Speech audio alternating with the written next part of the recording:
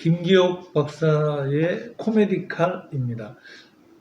박사님, 이제 우리가 바이러스라고 할 때 RNA 계통의 바이러스, 그러면 뭐 독감, 메르스, 사스, 뭐 에이즈, 뭐 여러 가지가 있는데 결국은 바이러스에 대응하는 어떤 예방법은 코로나19에도 비슷하게 적용이 될 가능성이 높겠군요. 예, 지금 현재는 아쉽게도 이 현대의학에서 이 바이러스에 대한 연구가 너무 없었습니다. 왜냐하면 이게 돈이 잘 안 됐거든요. 대부분 그렇죠, 지금까지 그렇죠. 서너 달 지나면은 이게 이제 없어지니까 이거 만들어가지고 팔려고 그러면 없어졌어요. 그런데 이제 이번 그 코로나19는 그 전염력이 워낙 강한 데다가 또 이제 지금 초기 대응에 실패한 거죠. 중국인지 어딘지는 모르지만 초기에 이걸 막았어야 되는데 이게 점점 커지면서 외국까지도 가고 지금은 이제 전 세계가 이제 전파가 되는 이런 문제점이어서 초기 대응이라는 게 중요하거든요. 그거를 이제 실패한 것을 이제 전 세계적으로 지금 앓고 있는 고통인 거죠.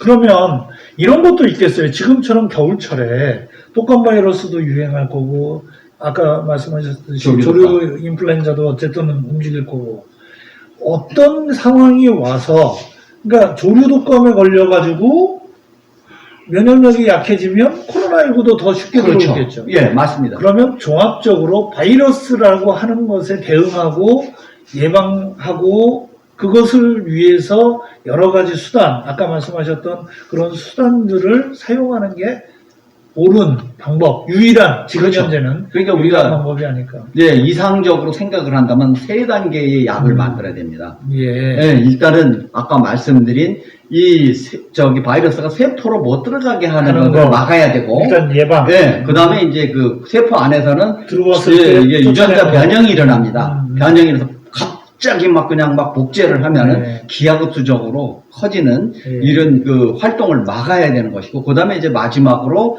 그것이 더 많아서 이제 사이토카인의 폭풍, 이거를 막아야 되는 이 세 단계의 치료법이 생겨야 됩니다. 이제 저희들이 만든 이 노코비다라는 것은 바로 이런 세 단계를 다 생길 경우를 대비해서 만드는 것이라서 새로운 신종 바이러스가 와도 또 뭐 예를 들면 에이즈라든지 뭐 물론 이제 뭐 암은 조금 더 다르긴 하지만 어쨌든 이런 바이러스처럼 이 단계별로 막을 수 있는 약이 있어야 되는데 이 화학물질로 다 해서 한 가지를 가능하다고 세포 내로다 바이러스가 못 들어가게 하는 약 가지고서 이게 잡을 수 있는 게 아니죠. 이 경우에 따라서는 이 심화되는 이런 그 사이토카인의 폭풍까지도 잡을 수 있는 이런 그 종합적인 약이 하나로 만들어져야지 확실한 방법이다, 이렇게 보는 거죠. 그러네요. 우리 감기약도 종합감기약이라는 게 있잖아요. 맞습니다. 인후통이나 뭐 몸살 열나는 것부터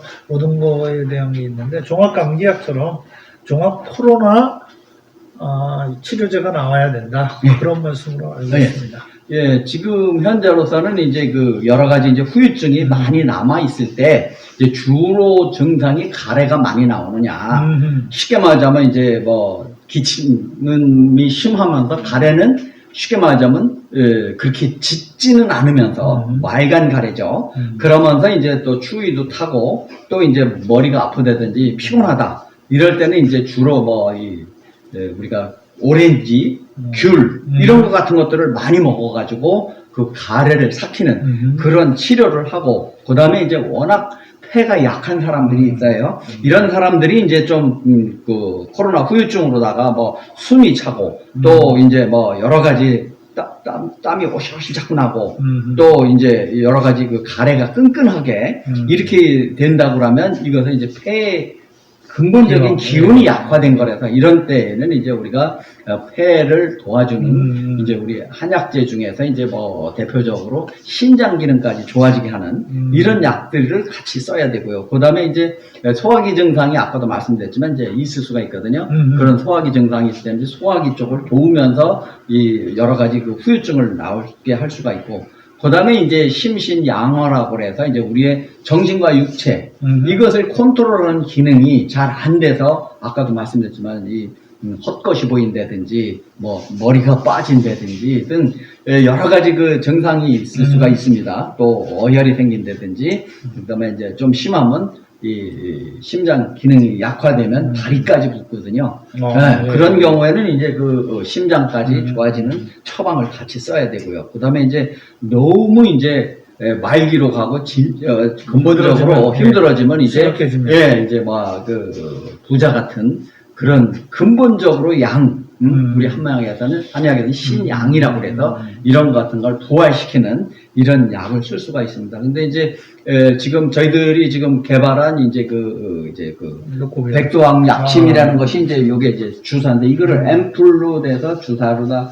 약침을 하고 있습니다. 이건 백동어라는 게 이제 할머니 뿌리거든요. 예, 요것이 이제 새로운 살을 좀 만들어주는 것이죠. 이미 조직이 변성이 됐을 때 이것을 회복시키면서 새살이 돋게 하는 그런 치료를 할 수 있는 것인데 이것을 이제 예를 들면 6개월이 지나면 이제 모든 것이 다 안정화되게 굳어져 버려요. 이제 이제 심하면 석회화가 되는데 그러기 전에 이제 적극적으로 이런 주사나 아까도 말씀드린 그 증상에 따라 그렇게 치료를 하면 좋고요. 일반적으로 이제 우리가 담배를 많이 피는 분들한테 좋은 것이 이제 그 복숭아 중에 황도라고 노란 복숭아. 황도 복숭아. 요것이 굉장히 권유되는 것 중에 하나입니다. 그래서 이런 황도 복숭아 같은 것들을. 노란 것들을. 그걸 좀 잡수면. 모가도 그렇잖아요. 그렇죠. 모가도 감기도 예방하지만 이런 후유증 치료에 좋은 효과가 있을 수 있습니다. 오늘 코로나19 후유증에 대해서 김기옥 박사님 말씀을 쭉 듣고 보니 이게 그냥 있어야 될 문제가 아니에요. 그렇습니다. 우리가 코로나 때문이 아니더라도 해야 되겠지만 몸은 건강하게 면역력을 증진시키는 많은 일들을 해야겠다. 그리고 또 후유증이 만약에 와오면 적극적으로 그거를 치료하지 않으면 알게 모르게 또 전파하는 그런 일도 발생할 수도 있으니까 우리 다 같이 주의해야 되는 참 어려운 시대를 살 수밖에 없지 않을까 이렇게 생각합니다. 오늘도 말씀 정말 감사했습니다. 감사합니다. 잠깐! 가시기 전에 구독 꾹! 좋아요 꾹! 잊지 마세요.